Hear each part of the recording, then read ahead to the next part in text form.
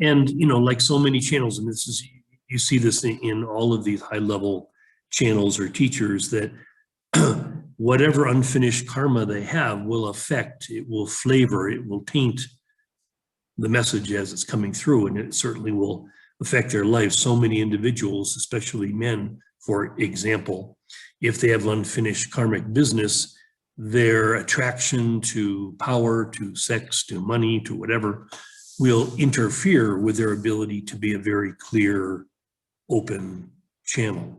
Okay, and you see many lives, like Bo Lozoff, he even said, boy, God made a big mistake, you know, picking me to be like the leader of a community, because he got into all kinds of trouble. He was married, but had all kinds of, you know, he sort of developed a technique of therapy that involved sexual contact with his clients. And, you know, of course, that caused a big scandal. And, you know, this kind of thing happens all the time. And it happens in those that have a charismatic power, but they also have unfinished karmic business until they get brought down by that. You know, Bo at a relatively young age was killed in a motorcycle accident in Hawaii. And it's like I had mentioned before, some of these Trungpa and Alan Watts and Osho, you know, individuals that clearly had a great gift, very charismatic gift, you know, because again,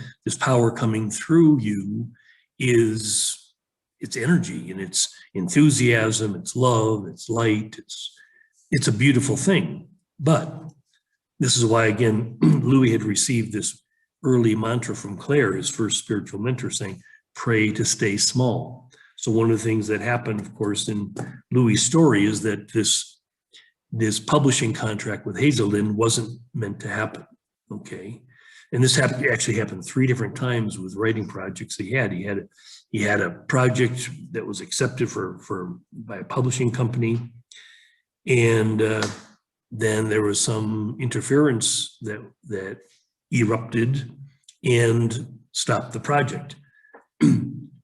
This would be beneficial, okay, if Louis, as a you know, in this process of me, Sun King, grooming Louis for high-level transmissions, it would behoove him not to be bogged down by a writing contract or you know, having a best-selling book published, and then he has to go on a book tour and do this and do that. And it's like you can see how Eckhart Tolle's work was deeply influenced, okay? His masterpiece, The Power of Now, came out in '99, and then a big-time publishing company, Dutton, convinced him to really dumb down his material so it could be a, you know, bigger publication in his book, A New Earth. So again, it's not a bad thing, it's not a wrong thing. There's lots of channels, Deepak Chopra and many, that, you know, their job was to basically take high-level spiritual truth and put it into a, you know, sort of kindergarten, early elementary school format so that many people could understand it. Okay, as we're evolving, okay, as you are evolving, but I'm here working with you in this evolution, there's a call now for a much higher level of truth, okay, a much higher level of power. And it's necessary if, again, this evolution that you are being called to participate in involves dropping tribal and karmic attachments, that a messenger like Louis that's being groomed to be a high-level messenger, he needs to drop his karmic material, okay, become free of the karmic burden that comes from events in this lifetime and past lifetimes, okay.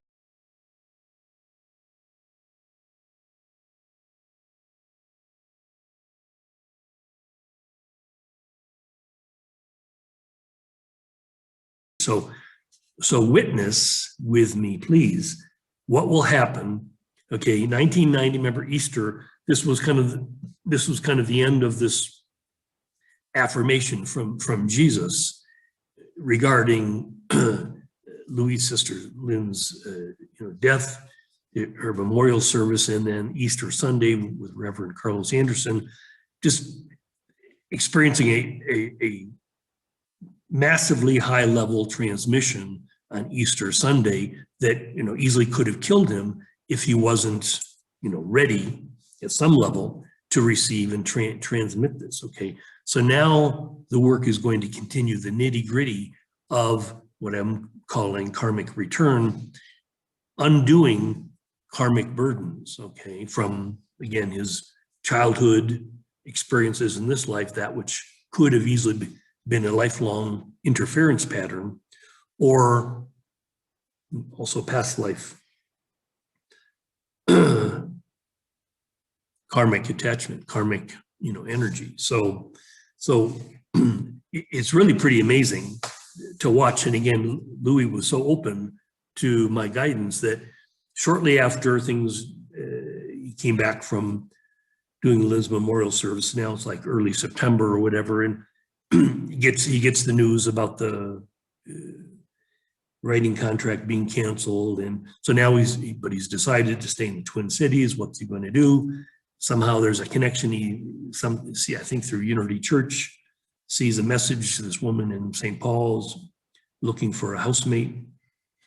Louis thinks, wow, I think that's what I'm supposed to do. So he contacts this woman. They meet. She agrees right away. Louis moves in, and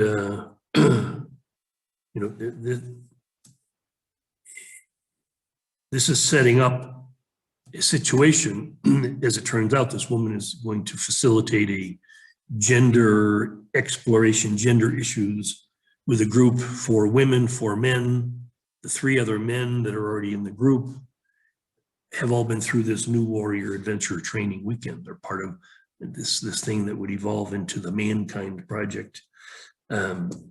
Louis naturally is going to get influenced by these 3 men. He gets drawn into this possibility of being initiated, and this work is so key because Louis living in this area in Minnesota where the book Iron John, okay, was written by Robert Bly. Robert Bly was a longtime Minnesotan, and he sort of became the de facto influence, not necessarily the leader, but the influence of what would come to be called men's work. Okay, men having the opportunity to get more involved the way women always had in sort of group therapy, getting in touch with childhood emotional wounds and damage. And it's just a beautiful way that men could, with other men, do some very intensive healing and growth. And it's kind of based on this idea of the medicine wheel, the 4 archetypes, the lover, the warrior, the magician, the king. And I've talked about that, or Louis talked about that in some of his writing, the Circle of Life, the Way of Transformation. So anyway, this is the warrior work, okay, that the lover, the young boy, being wounded, he, goes out into the world, and many times he's pretty hapless in his ability to accomplish things, to have a successful life, because he doesn't have a strong sort of warrior archetype. And so this, this idea that Bly put out had to do with the fact that in older cultures, there was always a way in which a young boy, 12, 13, 14, would be initiated. Okay, that a group of men in the community would take the young boy, or take the young, the adolescent, and give him some adventure, give him something that would give him a sense of strength, that would help him build this sense of, this warrior archetype that would defend it's similar to the development of the ego, which is a defensive structure, but in this more archetypal way, this warrior archetype would be this strong, powerful, way of confronting wrongs and correcting wrongs and moving forward in a good way in one's life. So in August of 1990, Louis went through this initiation in Hamer Woods, Wisconsin, where the whole New Warrior adventure training weekend began. And it was a very powerful experience for Louis to get in touch with this core wound that he had with his father, being more or less an unloving, absent father. And this is, pretty classic. Most men have usually a core wound with their dad, and then perhaps a corollary wound with their mother. So it's a matter of just getting in touch with this, feeling the feelings that usually have been repressed for many years, and choosing to do whatever possible to repair the wound and possibly even develop a better relationship with one's father or one's mother. Again, this is the karmic journey in this lifetime. And so I remember, because Louis shared about his experience after going through treatment in 1985, that he couldn't see his father for 5 years. Well, it worked out perfectly that in August of 1990, he did this warrior training, and he knew right away he needed to travel back east and give his father a blessing. Actually, Louis knew that he needed the blessing. It wasn't going back to get his father's blessing. He was going back to give his father a blessing. And this is pretty amazing. This is where Byron Katie's, the work comes in, where there's this reversal. She would say that, if you have this problem, like if you have this core belief that says, well, my father didn't love me enough, she would take a person through this process of the work where there would be this reversal where you realize, wow, maybe I didn't love my father enough. So this is what Louis came to realize via this thing, is that, he could repair this wound with his father to some degree by him taking action, by him being in this warrior archetype and going back. And so what he decided to do, this is pretty interesting, that he had just recently bought a new vehicle, a pickup truck, and he arranged he didn't really have a whole lot of cash on hand, so he arranged to help this fellow move his wife and kids and his things from Minneapolis to New York City. This fellow was a medical student from India, and he was going to move. He was continuing his education in New York. So anyway, he was moving his young family to Queens, New York, and Louis would pull a trailer with all of his belongings, and the guy would pay all Louis's expenses round trip, and this afforded Louis the possibility of going to visit his dad.